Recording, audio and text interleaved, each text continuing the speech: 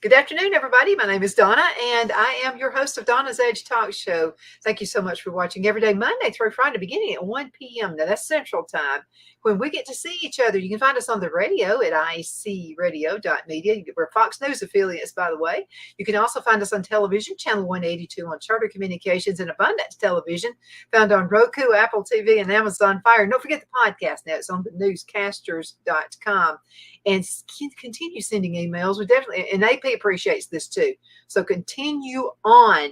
AP Steadham is with us right now. He's a talk show host and has his own show, AP and Kelly as We See It. And he's all about, if someone were to cut your throat, would it bleed sports?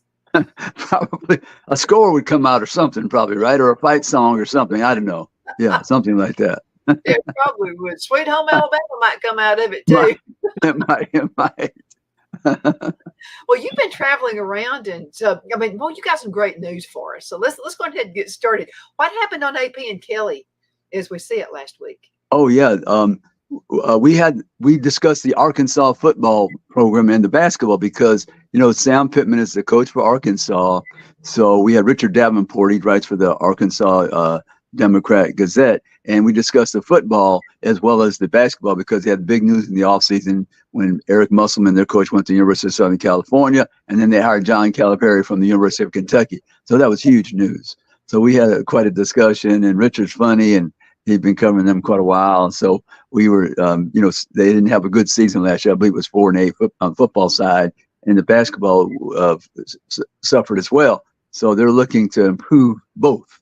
And I think Sam, he's got Bobby Petrino, who was a former coach of Arkansas down at kind of unusual pairing. He brought back Bobby Petrino to be the offensive coordinator. So, this is, I can't remember how many years he's been back now, but they're trying to get better play from their quarterback. The offensive line needed to be better. So they had some transfers they're trying to work in, which of course you have to fill in those deficiencies with people you have developed that were on your bench last year, or bring in those transfers. So they got some good ones on the offensive line. So maybe they'll be better. But as always, Don, the schedule is very competitive in the SEC. And I think they look forward to playing Texas again. That was their big rival back in the Southwest Conference days. So that's be a huge game. I think that game is played in Fayetteville as well. So that'll be fun. And then John Calipari with the Razorbacks, I think he lost the whole roster almost. And he had to bring in players that were transfers, maybe some from Kentucky or people he was recruiting at Kentucky. So, but he'll win in Kentucky. At Arkansas, Donna. And it's just a question of now he's got to do better in that tournament, Donna, because basketball is a tournament sport. You could have a great season, but if you one game in the tournament, you're out. That is not good. You're getting paid quite a bit of money. You have to, reach the minimum, let's say Sweet 16.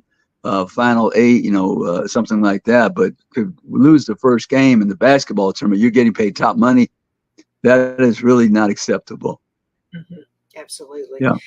You sent a video. Let's talk about the video before I put it out there. What's it about? Oh, okay. Yeah, we went to the Manning Passing Academy at Nicholls State in Thibodaux, Louisiana on Friday. That's the only day that the quarterbacks are available. They give us about 45 minutes down. So you could imagine I was at a football camp, but I had my track shoes on, because I was hustling from player to player. And Don, I just like to make this note. They have an undercover practice facility. I believe they dedicated it this year at Nicholls State, a great facility. And what they did was they had the backdrop, let's say 10 or 12 of them. Then they put the pictures and photos of the quarterbacks, 3 quarterbacks at each station. So all we had to do was walk by and you look at the picture and say, oh, that's him. I found such and such quarterback. And we wanted to interview, so we were interviewed about 7. But one of the interviews that you have today, I thought people would enjoy because we were talking about them quite a bit through the season at University of Georgia, Carson Beck.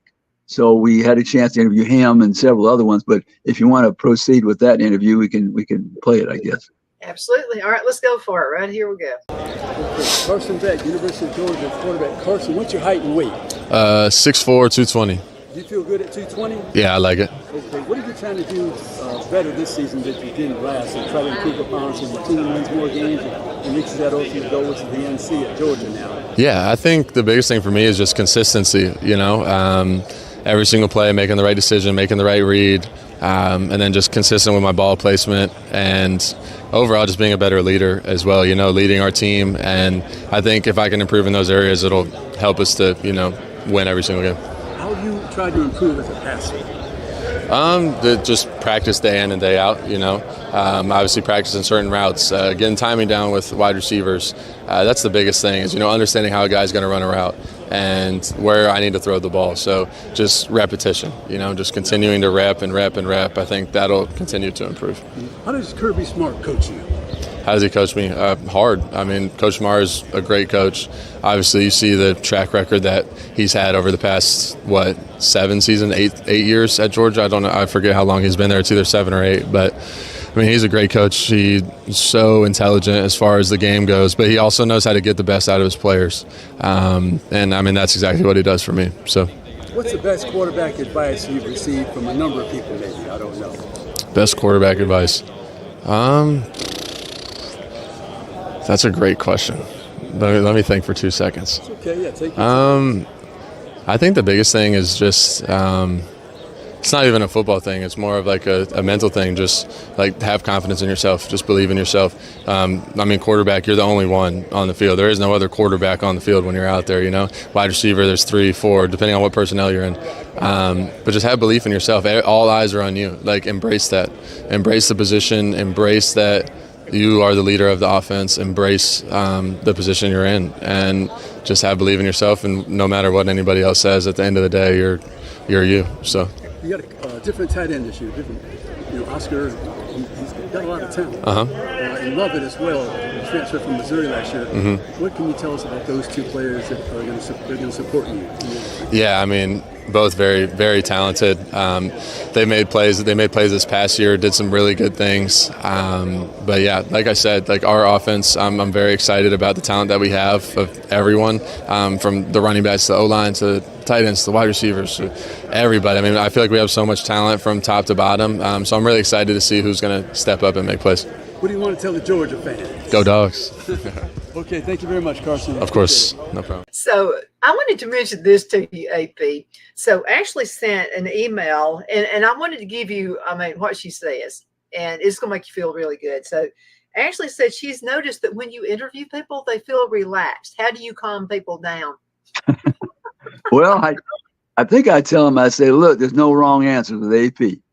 Just rock and roll and let it fly. And I say, just be yourself, and we're not trying to trick anyone, and we're just trying to present your story to the audience. Mm-hmm. And it's that easy. It's that clear, and you do a great job at that. Oh, so thank you. Tell us more about the interview. Yeah, so, Carson Beck, as you can see down from the footage, you saw the backdrops and you saw the photos on the backdrop. So the quarterbacks, it was well known because, Donna, sometimes if you're at an event and they don't have a number or a jersey, maybe you don't know what they look like because they're under the helmet.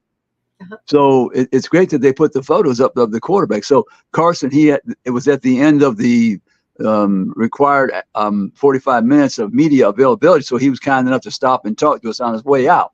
So we had Carson Beck of Georgia. And then, I wanted to talk to him, of course, because they're the top team. And then I interviewed Tyler Van Dyke.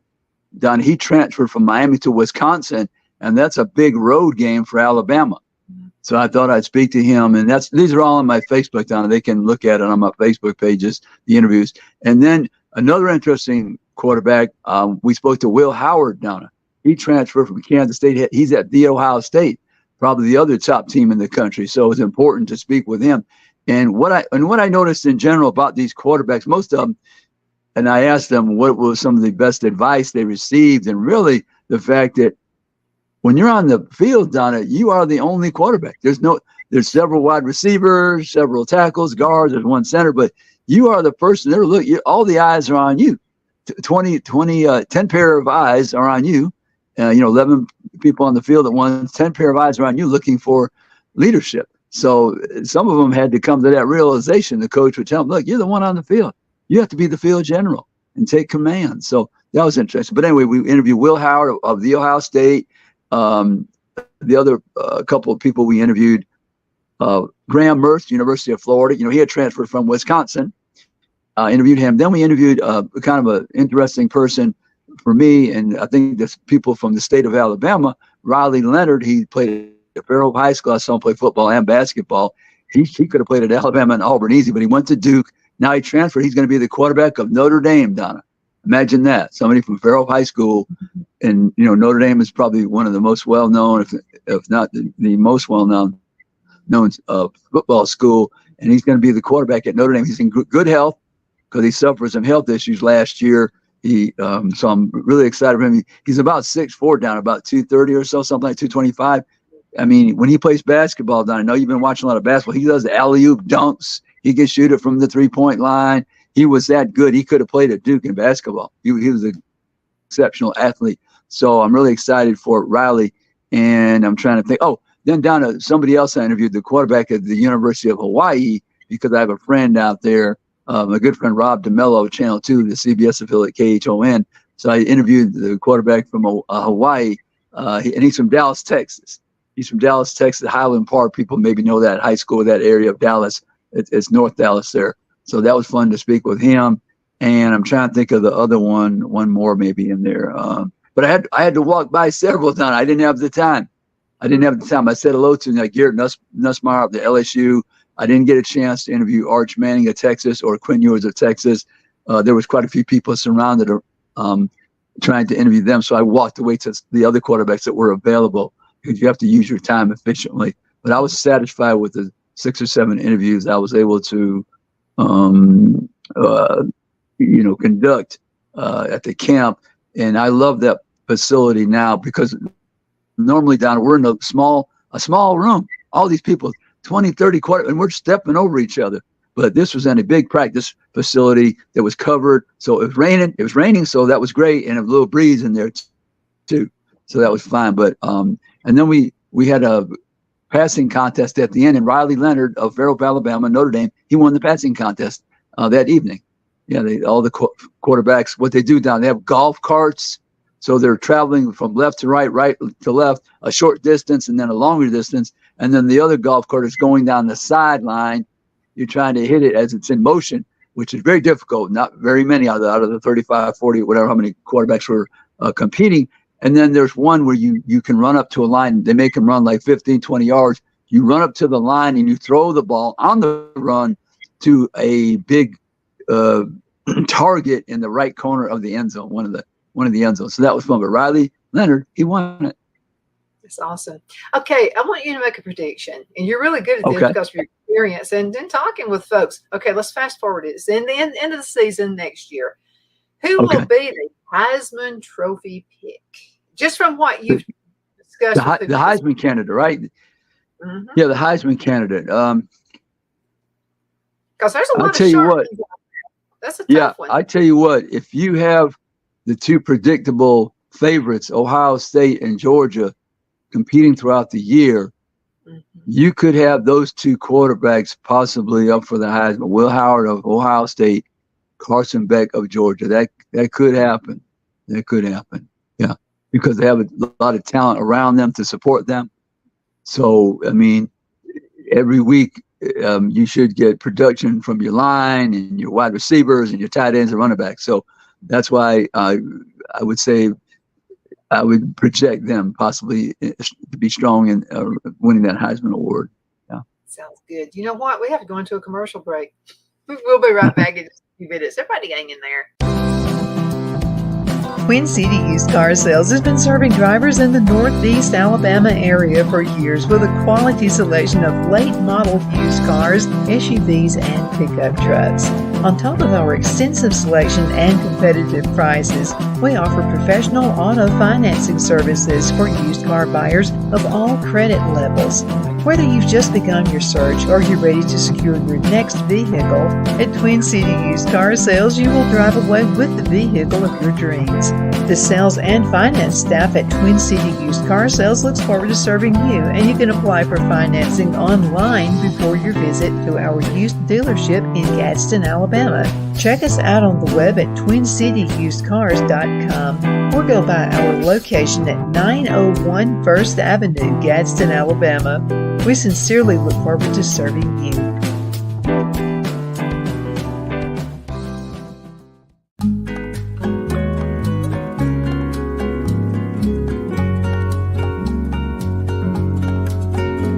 At Lamone's Mexican Restaurant, located in Henniger, Alabama, and voted Best Mexican Restaurant of DeKalb County, Alabama 2020, we're here to serve you with authentic Mexican cuisine. Order easily online by going to lamonsmex.com or call 256-657-3999 to place your order. We're open Sunday through Thursday, 11 a.m. to 9 p.m. and Friday and Saturday, 11 a.m. to 10 p.m.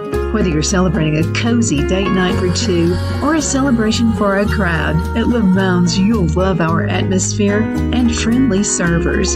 Thank you for dining with Lamone's Mexican Restaurant.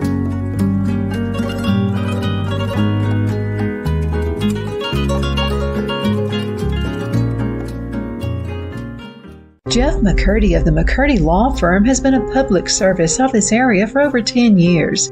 McCurdy, a member of the Henniger City Council, serves as prosecutor for the town of Sylvania and was named public defender for the city of Rainsville.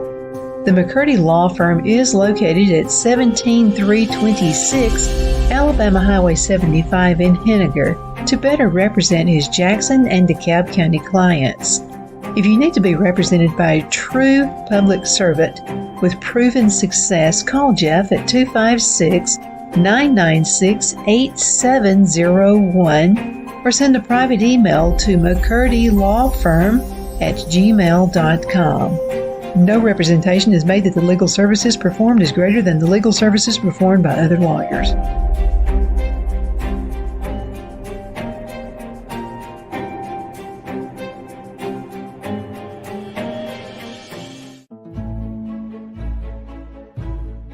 The Hatter Cafe and Country Inn is nestled in the northeast corner of Alabama the Beautiful in the delightful town of Mentone. We're located on top of scenic Lookout Mountain near Little River and DeSoto State Park and located only 5 minutes from shopping and restaurants. There is also a nearby community walking path and golf course. We welcome everyone through the doors and we are committed to outstanding service for all guests.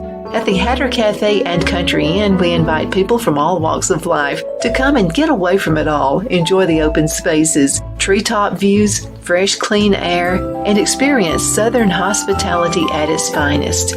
We look forward to hosting you. To reserve a special event, or if you would love a special getaway at the Country Inn, you can call us at 256-634-2018. Good afternoon. We're back. My name is Donna, and I'm your host of Donna's Edge Talk Show, where truth matters. You can find us on the radio at icradio.media, where you can see this guy, AP and Kelly, as we see it. We also are Fox News affiliates. We're proud of that association. You can also find us on television, channel 182 on Charter Communications, and Abundance Television, found on Roku, Apple TV, and Amazon Fire. And please don't forget the podcast. By the way, you can download the app on your cell phone, and I finally decided to join the rest of the world. I use apps now, AP. Oh, okay. Which is pretty good. I was kicking and screaming about that because I'm used to, looking it up some other way. It's so easy and so quick. Just click on the app, you're there. So you can listen to AP and Kelly on Fridays, Football Friday at 4 p.m. Central Time. Central Time. You don't miss them. You don't miss them. So it's pretty awesome there. It is. Welcome back. It's always good to see you. Oh, my pleasure, Tom. I always enjoy being on your show. The questions you ask me and your audience, they're very receptive, and I always like to discuss those topics as well. We've got a smart audience. Absolutely. They're right on it, and they love football. And so now, like me, you've also gathered more interest into basketball. So really, there was a time I never watched basketball, but now I won't miss a game. I've got to see it. Yeah, no, it's fun, especially in the state of Alabama, Donna, with the two coaches, Bruce Pearl at Auburn and Nate Oates at Alabama. I'm hoping they stay around for 10 years, and it's going to be fun. There'll be a lot of excitement and competitiveness, and on the national level as well, Donna, those two teams, I believe. Yeah. There was a question about Clemson. How do you see them faring this coming season? Right, yeah, Clemson. That was one of the quarterbacks I had to walk by. He was there, Cade Club, and the guy had to walk by him because I didn't have the time to talk to him, which that really kind of agitates me a little bit to be walking by 10 people that I want to interview for the coming season. But I think he has to play a little better, and he needs some support from his teammates. He's not a superstar quarterback in my mind. I don't fashion. There's many superstar quarterbacks out there. I'd have to really sit down and say I think this person is way above someone else. There's a lot of good quarterbacks out there down on the collegiate level right now, but Cade Klubnik, he needs that support of his team on offense and defense, and it's challenging. Florida State, they're going to face them, and the former Clemson quarterback DJ, and I can't pronounce his last name at the moment, Donna, but he was a big quarterback, 6'4", from California, came to Clemson, had some success, 400 yards against Notre Dame in a losing effort, and people thought he would take over for Trevor Lawrence. But it didn't work out. He ended up transferring to Oregon State. Now he's at Florida State. So Clemson, Donna, their first game is against Georgia. So they're going to find out right away about their team. Make or break. That's going to be a make or break. I mean, you would hope that game is close for both teams because you want to be in that national hunt, and you don't want to have some loss 40-10 or something like that would be in the minds of the voters when it comes down to picking you versus somebody else. They said, oh, well, you couldn't compete against one of the top teams. You got beat 40-10. I'm just using those numbers as an example. So Clemson right away, Donna, they've been training, and some coaches, they like it when the first game is against a tough opponent, one of the top level opponents, because it helps them to motivate their team to stay in shape. And remember, you didn't want to run that 40-yarder. Well, Georgia's running that 40-yarder, or Georgia, you don't want to run that 40-yarder. Clemson's running that 40-yarder when they're tired. Okay, so you just throw that out there and get their attention, to motivate them a little bit. I think that's a great idea too, because it kind of helps you to set your sights higher. Because and then, the rest of the season, you basically got it made. Don't give up, or take anything by association. But I think that's a great idea. I think so too, because it sets the tempo for your season, Donna. There you go. Win, lose, or draw. You find out right away. Hey, man, we weren't ready, or hey, we were ready, but we want to get better now too. But I think it's an excellent way to, like I say, motivate your team, set the tempo moving forward. It's a good non-conference game. Your fans love it. The TV loves it. And the two coaches, they're very competitive, Georgia and Clemson. Dabo with Clemson, Dabo Swinney, and Kirby Smart with Georgia. Well, I'll have to say, we're living in Charlotte, North Carolina. I carried my being an Auburn fan to Charlotte, okay? So I was still an Auburn fan. So the pastor of our church was a huge Clemson fan. Well, at that time, Auburn wasn't doing that well. Like losing almost every game. And I remember after church services, first thing he would do, Dr. Bearden, would walk up to me and he would say, he would act like he cared, and he would walk up and he would say, "What's wrong with your team?" Of course, Clemson was winning like every game. Right. Competition is awesome. It really, even a preacher will compete with you. Oh, yeah, they will. Yeah, it's fun. It's fun. I think it's fun. It can be fun, if you don't take it too serious. But I think it's fun to. I like to hear about everybody in their team and how they're complaining about their coach or their quarterback, or Now, you wanted to talk about the Senior Bowl. What's going on there? Yeah, down to last night, I had the privilege of attending and covering the 2024 Senior Bowl Hall of Fame induction. So we had a number of people. Marty Lyons played at the University of Alabama, then he played for the New York Jets. And Marty was an All-American, SEC Defensive Player of the Year. He was one of the inductees. We also had Carson Palmer, the Heisman Trophy winning quarterback at University of Southern California, played for a number of teams in the NFL. We had D'Amico Ryans, played at Alabama, linebacker. He's now the current coach of the Houston Texans. He's an All-American. Eric Weddle from Utah was a great safety, played with the Chargers primarily. Then we had Roddy White, was a wide receiver from UAB, played for the Atlanta Falcons a number of years, over 10 years. And so those are some of the inductees. Last night, got a chance to meet some of them. And then we had the Senior Bowl picks, an offensive rookie of the year. And last night was a co-defensive rookie of the year. One was Yaya Diaby. He played on the edge for Louisville, played with Tampa. And then the other one was Byron Young, played at the University of Tennessee, played for the Rams. And then the offensive rookie of the year is Puka Nacua. He was not there. He was a wide receiver. And I believe he played at, I thought it was BYU, but he was a good player. He couldn't be there. He was played for the Rams as well. So that was fun. But anyway, Donna, people who come to that event, we had the head football coach of Alabama was there, Kalen DeBoer. He was there. And the new defensive coordinator who came from South Alabama to Alabama, Kane Womack, was there. We saw Nate Oates, the basketball coach at Alabama. He likes visiting Orange Beach. I think he's got a place down there. So he was at the event. We had Ozzie Newsome, the great legendary player at Alabama and the Cleveland Browns, the outstanding Hall of Fame top executive with the Baltimore Ravens. Ozzie was there.